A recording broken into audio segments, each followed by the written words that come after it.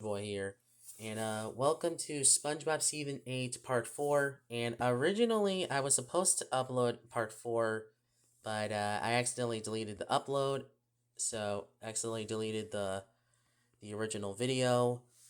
So that's not good. That's not good at all. And that's not good at all. Like that's not good. That's not good. Anyway, I'm just gonna say that right now. So let me just say this, and I'll probably skip a few episodes because I originally I had the video, but I think I deleted it. So let me recount what I said. Demolition Doofus is not a good episode, and I do think Mrs. Puff trying to kill SpongeBob is a little extreme, but to be fair, I think he deserves it because, to be fair, he kind of tortured Mrs. Puff for many years and seasons. So I kind of love to see her fight back and try to give SpongeBob a piece of medicine anyway. If you know what I mean, that because I know people are gonna overreact to this video saying, "Oh, SpongeBob doesn't deserve to die," or Mrs. Puff is being a psychopath. And let me just say this: I don't. I wouldn't fully say Mrs. Puff is a psychopath because, to be fair, she's been a psycho since season 2, I believe. So it's kind of been so. Honestly, it's not really a turning point for her character. It's more like something that they just wanted to do an episode based on. And honestly, I don't mind the episode trying to have a demolition setting as long as it's a new location. I'm okay with that. But here's where I get into my biggest problem with this episode: SpongeBob's character. Now, don't get me wrong, in season 8, I do think he's a little bit better than season 6 and 7, but my goodness, this episode is the only exception to that. He makes a joke about Mrs. Puff, being popped, not being able to puff up again, which I think is very mean, which I think is very jerky of SpongeBob, and he doesn't seem concerned about Mrs. Puff's thing because, one, he wants to make a joke on it, which I think honestly is very mean of him to do, and second off, the part where Mrs. Puff thinks about SpongeBob dying. You know what? I feel like that's kind of. I feel like I if I was Mrs. Puff, I would have been mad at SpongeBob too, because one, he literally caused Miss Puff to not pop up again due to a boating accident. How can I not forgive him for that? How can I forgive him for that? And he doesn't even apologize to Mrs. Puff at the end of the episode for causing her to get to cause her to to be deflated for a while. She doesn't even apologize, and I feel like that's what also killed this. What this is what also really makes SpongeBob look unlikable here. He literally is probably this is probably his probably third worst appearance in the entire show. Personally, yeah, even more than the Pal for Gary. Even though a Pal for Gary is not a good episode at all, but this episode is way worse. I'm just gonna say that right now. Yeah, this kind of shows that when SpongeBob's character, if you mess up SpongeBob's character, this is gonna become one of my least favorite episodes of the entire show. So you know what this means? 1 out of 10, literally number 46 on the list. Just go watch My Father's the Boat. That's literally a way better episode than this episode. Heck, it even has the demolition setting from this episode, and that episode is a Pearl episode. And even go watch Out of the Picture from season 10. Sure, it's a little dark of Mr. Krabs trying to get Squidward killed, but I think it works better because because I think it's supposed to be for humor, not for it's supposed to be for humor, not because it's dark. So that's the reason why I don't fully agree with the most majority of people who doesn't, because I've seen some people like this episode and some people don't. But I feel like the little bit hate for this one is kind of a little overblown. So yeah, I feel it's kind of like a guilty pleasure of mine. It's probably one of my favorite episodes of 10 ironically. Sure, honestly, I kind of like to see Mr. Krabs turn into a psychopath. No, not psychopath. Kind of just like this a person that's trying to get a main character, X'd off, because it leads to a gag driven episode. And this episode may have not too many gags in it that makes it funny, but I think the humor works personally. That's where I feel like Demolition Doofus fails, is that there's no jokes either. And like I said, SpongeBob's character in Demolition Doofus literally wants me to bury my head in the sand. So that's not good. Let's just move on to the next episode, please. Next episode is Treats. Treats is basically a good, decent episode. It's a good Gary it's a pretty decent Gary episode. I will say that for sure. Sure, his meowing got a little annoying, but honestly, this episode is pretty decent. So a 6 out of 10. Actually, the next episode I'll be talking about is also a 6 out of 10 as well. And that episode being For Here to Go. I do like this episode. I do think it's decent and it's pretty enjoyable. I think both episodes are both enjoyable in their own way, so I think it's a pretty good, decent sister episode. Those are both decent episodes. So it's kind of like a good pairing of episodes. So thanks Nickelodeon for that. But next episode is one of my favorite episodes of the entire show, and probably my second favorite episode of the entire show. That episode being dun dun dun dun dun dun dun dun dun. It's a SpongeBob Christmas. This episode is literally my second favorite episode of the entire show. The claymation and stop motion really helps this episode from being anything else but besides amazing. And the song Don't Be a Jerk It's Christmas is a banger and probably one of my favorite songs of the entire show's history. I am not joking on that. It's like literally third place on my list anyway. So yes, it's a perfect 10 out of 10 and number 1 for Season 8 in general. What a great episode. Just overall really good. Really good. So that's a good sign. And the final special, Hello Bikini Bottom, is no slouch either. It's actually a pretty good episode too. Pretty solid special after all. Anyway, let's move on. Super Aquatic Team Up is a pretty lame Plankton and Mary episode. This is gonna be the first time where Plankton joins the supervillain and it doesn't work out well. The second episode being Captain Pixweek, which I think I actually hate that episode more nowadays. Yeah, after rewatching it, I realized how goddamn lame that episode is. So boring. It's literally one of season 13's most boring episodes to sit through. Let's just say that for sure. I'll save that for my season 13 video if I ever get to that. But anyway, a Super Aquatic Team Up is a Go, which is probably the worst title in SpongeBob. I'm just going to say that right now. That is probably my least favorite title, the longest title in any SpongeBob episode ever made. Just saying right now. Anyway, let's move on. Finally. Yeah, 4 out of 10. Not a good episode. It's pretty lame. What a lame episode this was. Great.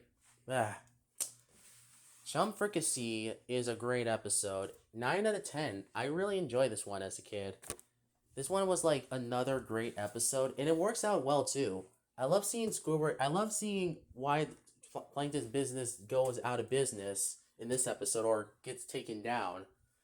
It's because of Squidward's actions. He acts very snarky, and he doesn't care about the Chum Fricassee being undercooked at points. And you know what? I think it's deserved, and you should have cooked it for 24 hours because one, you should have not stole your mother's your grandma's secret recipe. Oh God, did I just reference that episode? Ugh. Anyway, like I was saying, you shouldn't steal your grandma's secret recipe. Am I still referencing that episode? Oh my God. Yeah, you shouldn't steal your grandma's secret recipe just to make your a business bigger, because it makes you kind of look bad.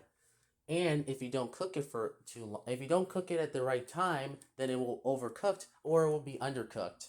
So yeah, Squidward definitely deserves the karma he gets. Heh, heh. Okay, let's move on. Next episode, please. The Good Krabby Name is a decent gag-driven episode. It's a pretty good gag-driven episode. It's kind of rare that we have a gag-driven episode. The last time I think was Restraining SpongeBob from season 8. From the scene season. Yeah, there was not too many gag-driven episodes in the post-movie era. The only ones I can think of are probably some of the season 8 season well, there was some for sure. Pineapple Fever, Sly Whistle Stooges, um um there is also what was another gag driven episode in post movie era? Oh yeah, to sing a song of Patrick. I think that was a gag driven episode. Or no, I don't think so. No, I think it was SpongeBob. Mm, yeah, I cannot think one from season 4 or 5. Or maybe it was Mrs. Puffy or Fired. Let me say that. Yeah, gag driven episode. What else episode I can think of? Uh, Man, this is hard. It's very hard to think of one. 20 Patties Under the Sea had some good gag. No, actually, no. Battle of Bikini Bottom. That was another episode that was gag driven, and I thought it was amazing. It was very good, and I really liked it, that one a lot. Sure, it may not be as amazing as Battle of Bikini Bottom or, other gag driven episodes in the pre movie era or post movie era. Oh, yeah, I forgot. Bummer Vacation was a gag driven episode too. So that's good. Yeah, most of the gag driven episodes in the post movie era are pretty good episodes. Or should I say, also decent episodes too. So that's good. Anyway, there's not much to say on the Good Crowdy Name. I think it's a good 6 out of 10, but not too much to say on it. Let's move on to Move It or Lose It. Yeah, this episode is mediocre as all heck. It's just boring, forgettable, not very good, and yeah, it's kind of wasted potential as well. It's just kind of boring. That's just it. It's just kind of forgettable and it's not my cup of tea. It's kind of unfortunate this episode is boring because there is some things that could have been fixed if this episode was shorter. But no, of course, since this is season 8, we can't have short episodes anymore. Or beyond season 5, we cannot have short episodes anymore. Which sucks because I feel like a lot of the 11-minute episodes kind of don't need to be as long as they have to be. It just makes it boring or frustrating. Like, if Choir Boys was 5 minutes, I think I would have been fine with it. Or if it was like at least 7 minutes, I think I would have been fine with it. Or if it was 4 minutes, I think I would have been fine with it. But no, it had to be 11 minutes long. And that did not need to be 11 minutes. I thought it could have been a short. If it was a short from season 6, I would have been fine with it. But no, it had to be 11 minutes long. Or if True for Square was a 22-minute episode, I think it would have been a much better episode. Or if Atlantis Square Pantsas was originally its 11-minute runtime, I think it would have been a better episode. You see what I'm saying? A lot of the specials and sometimes 11-minute episodes do not need to be as long as they have to be. It drags out the episode a lot. And it's kind of boring or forgettable. And this is a prime example of what I mean from season 8 is that a lot of the episodes are either forgettable or mid. So falls in the forgettable category, so that's kind of sad. Finally, we're getting to the final episode of the season, Hello Bikini Bottom. This episode is literally amazing. 10 out of 10, number 3 on my list. It's literally it's literally a great episode that I really enjoy from this season. It's a good musical episode for sure. Definitely better than Atlantis Square Pantis. Because, that episode suck very much, and I'm just saying that right now.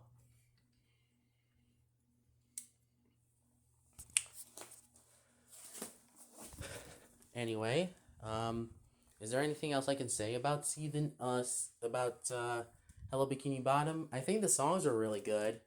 I like seeing Squidward and SpongeBob interact for once, and it's a pretty good special as well. So definitely one of See the Nate's best episodes. Sure, there is some YouTubers that thinks this episode is overrated. I'm looking at you. I can't even name the YouTuber that I'm thinking about. Oh yeah, Robert the Channel. Yeah, I'm looking at you, boy, men, you men.